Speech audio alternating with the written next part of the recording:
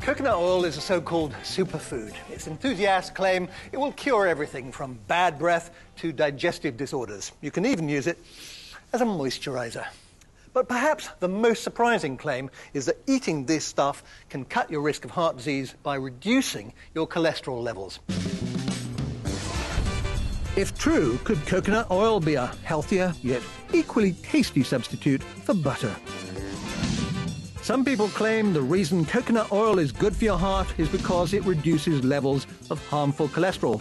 Others say that's nonsense. It raises cholesterol. Claims based on the fact it's more than 80% saturated fat, more even than butter. So is coconut oil a cholesterol-busting wonder food, or is this all simply dangerous hype?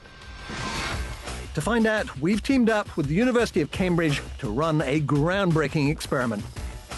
We've recruited nearly 100 volunteers, who are all over 50, to test what effect eating coconut oil, compared to other fats, will have on their cholesterol.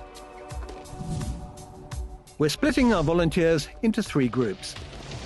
Every day for 4 weeks, Group 1 will eat 50 grams of coconut oil. That's about 2 tablespoons. Group 2 will have 50 grams of olive oil, a fat that is known to lower harmful cholesterol. Group 3 will eat 50 grams of butter a day, which, like coconut oil, is high in saturated fat. Helping us run the study are Professor Katie Kaur and Professor Nita Faruhi.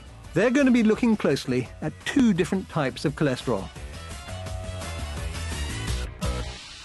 LDL cholesterol is the bad cholesterol, and it's linked with increased risk of heart disease and stroke. So hold on to that, LDL is bad. There's also another type of cholesterol, HDL cholesterol, and that is supposed to be good because it takes away the bad LDL cholesterol. Okay, so I was always taught saturated fat raises LDL levels. We know that coconut oil is rich in saturated fat, so presumably it's bad for your heart. Yes. That's what's so surprising, that there are so many health claims that coconut oil is good for your heart. Also, it's now marketed on a large scale, and so we really need to know what the health effects are in a British population. Before our volunteers start their oily regime, we're taking baseline levels of both types of cholesterol, the bad LDL and the good HDL. We'll repeat these measurements at the end of our trial. Every day for 4 weeks, our volunteers have to incorporate their 50 grams of oil or butter into their diet in whatever way they choose. Shot. Jacket potatoes, lots of butter on it. Oof. A month later, and our volunteers are back. So, what happened? Hi, everyone. Hello. Hello. Thank you very much for coming along. Want to knock back a pint of fat before we get going? OK, results time.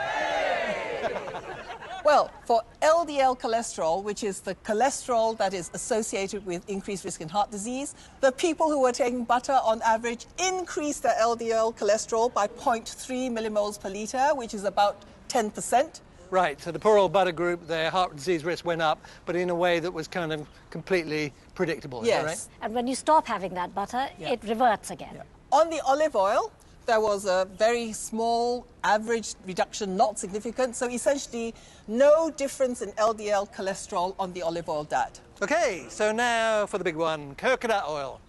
Well, LDL cholesterol for coconut oil went down by 0.09 millimoles per litre, so no overall increase in LDL cholesterol, which was really a big surprise for us and not in line with what we'd come to believe from previous studies. So, butter raised LDL and olive oil did not, both as expected. But surprisingly, neither did coconut oil, which is high in saturated fat. The fact that it didn't is really, really surprising. We also measured HDL cholesterol, which is the good cholesterol, and we found that coconut oil increased your good cholesterol, HDL cholesterol, more than olive oil and butter. Butter and olive oil both raised good cholesterol by about 5%, but coconut oil raised it by an impressive 14%.